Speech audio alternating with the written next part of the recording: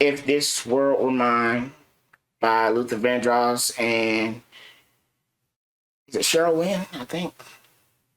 It's in the key of D major. It got two sharps, F sharp and C sharp.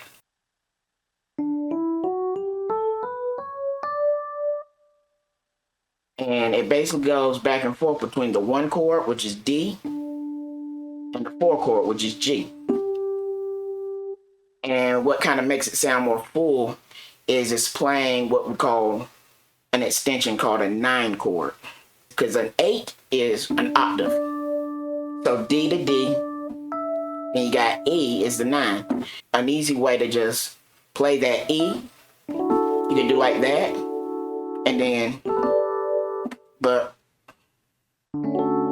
playing it a lot like this. And actually, I'm not even playing the 9, but I'm playing a major 7 chord. So a major 7 chord is basically, that's your major chord triad, and you're just skipping every note in the scale. And the 7th note in the scale makes it a major 7. The way I'm just rearranging that chord is, then the same thing with a G major 7. An example at the beginning of the song where it's just going back and forth. The only change is when it does, like the bass goes. So G, F sharp, E, F sharp. The F sharp chord is the 3, which is just F sharp minor.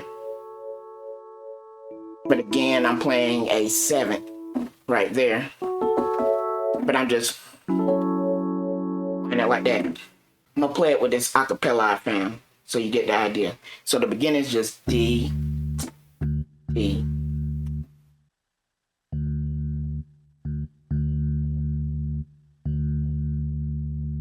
If this world were mine, I would place at your feet all that I own. You've been so good to me. If this world were mine,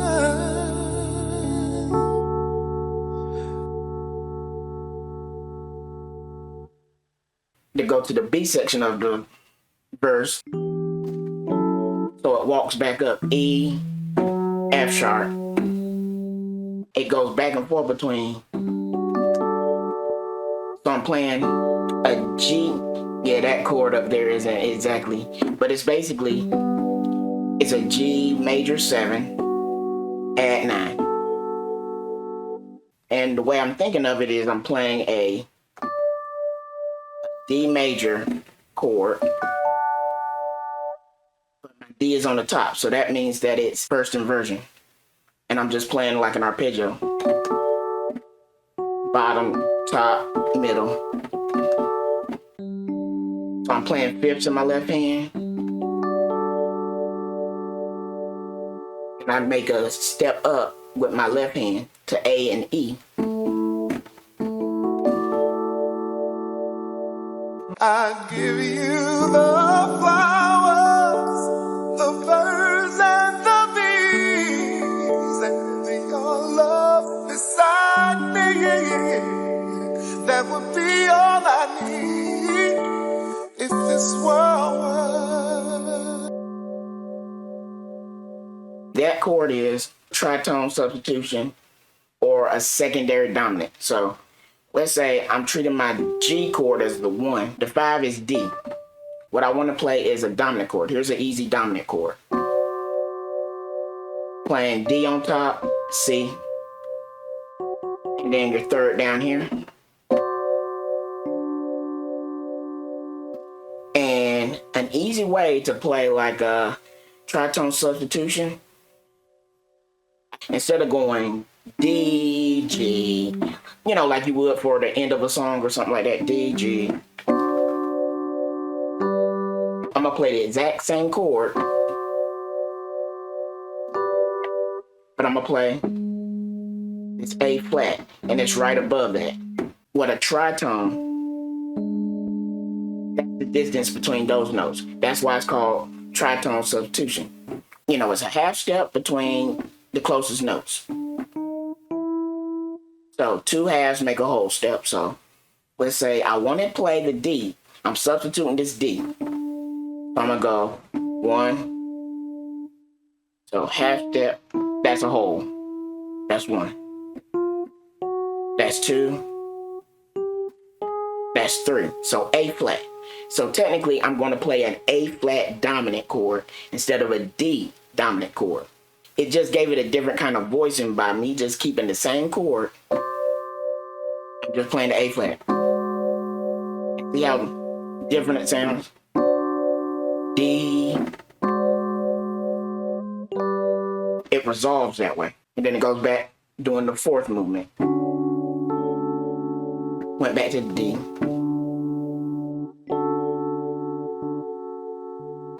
Okay, so the next part of the song is the 5 of the D, probably A, and you can play an A major.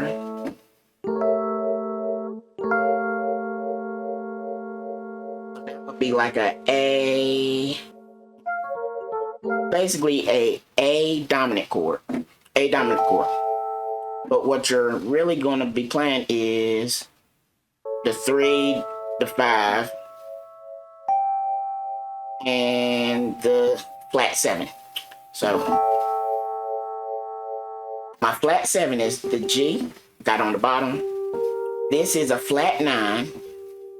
And what I mean by flat 9 is the note right beside the A would be the B, flat 9.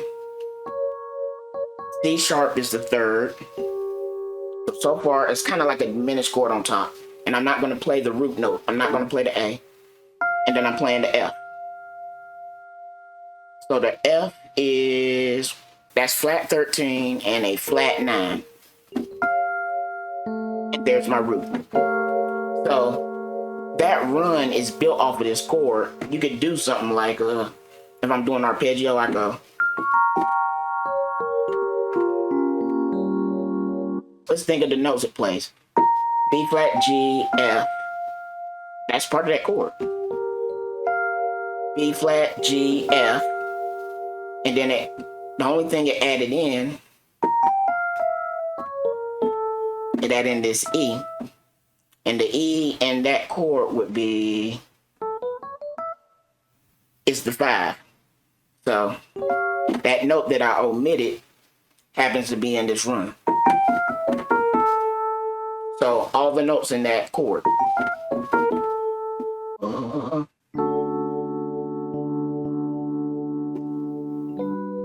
And the second verse.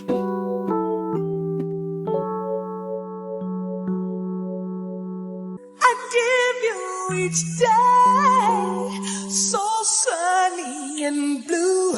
And if you wanted the moonlight, I'd give you that too. If this world were mine, no baby, I'd give you anything.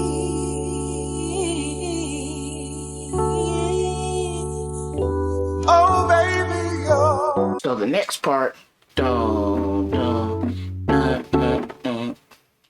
and the formation of this, it kind of outlines that chord. D, F sharp, A, B. So I'm gonna play. That's a 9. Play a dominant chord, and then B major chord, and then it plays a sus chord. A sus chord. A C E is minor. Up after that's A major, and up 1 after. Say A sus 4. Another way to do it is though, if I play an A in my bass, and then I go 1 note lower and play a major chord with my right hand. So I went D, F sharp, B, and then I went back to that A sus chord.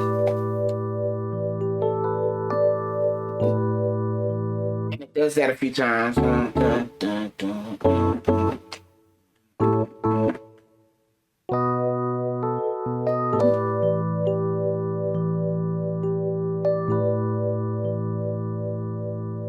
then it does a sus chord, just a step up, because sus chords are usually used to signify that you're about to modulate.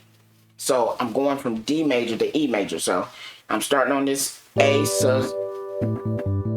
So the bass line, A, G, A, B. So I'm playing the A major chord, but B in the bass. Then it goes back.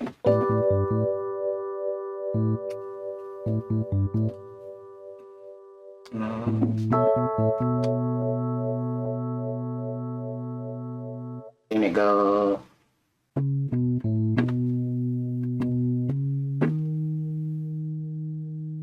Which is convenient because the B that you went to is the 5.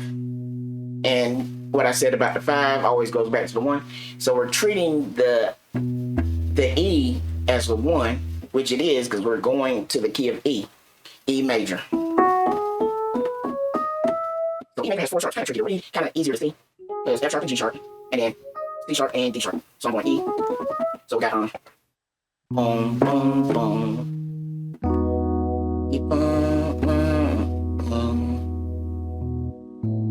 There's your 4. E, that's your 1. And all you're doing is you went back to the chorus. 1, 4, dum, bum, bum, bum. The same thing except a whole step higher. So instead of going, let's see if I can shape out this chord because I don't play in E major much. Okay, a whole step. So I'm going to play a B7. So C, A, G, F sharp. It's technically a D sharp since we're using, if I was going to write it out, C, B. Keep on.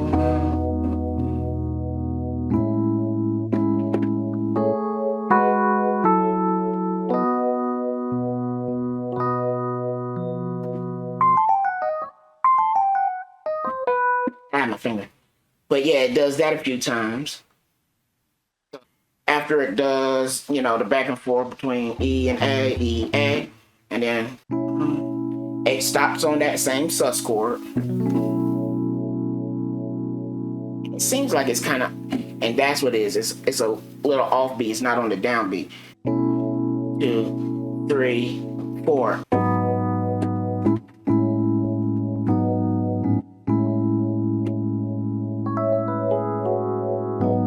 So we're going back and forth, E to A. Oh,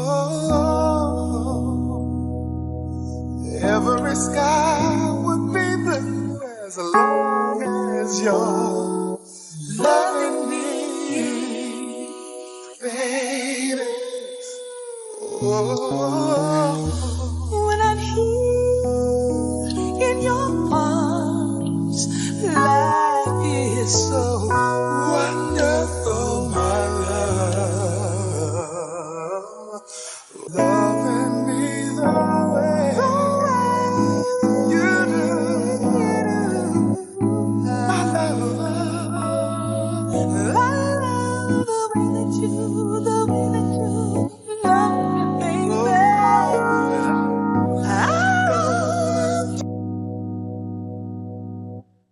When it came out of that, like I said, it was like we hit that sus chord, or I can even play the 5th. So it's 1, 2, 3, 4, and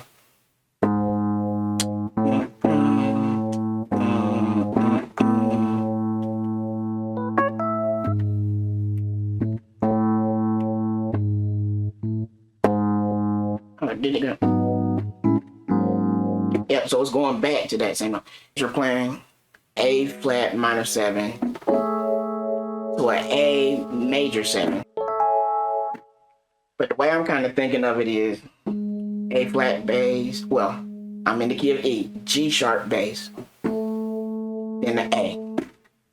So when I play a B major chord,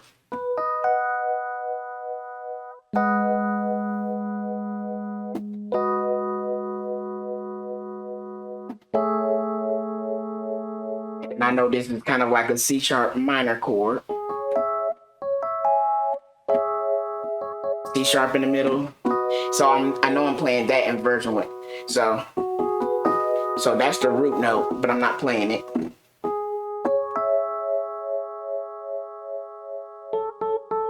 That's my root note there.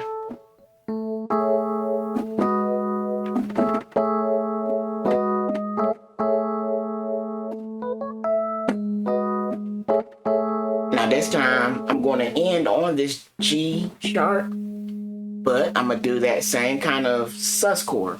So I'm gonna go. So a whole step below that G sharp, it's F sharp. F sharp major chord. That's a real easy one to remember. You just F sharp.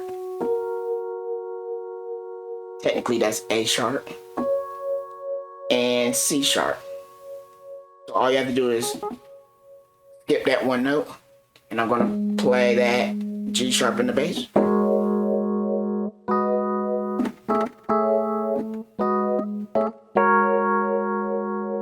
And that happens to be the chord that the song ends. And all it does is like a glissando, which is just, you can just ride down the black keys. So okay, I'm gonna play through that just to show the end of the song. The world would be yours.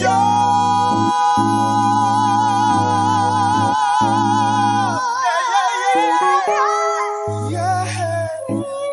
Yes, it would. Yes, it would. The world would be yours,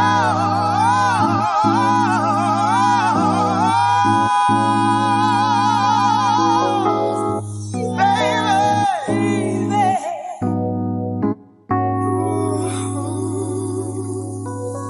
It would be yours if you believe.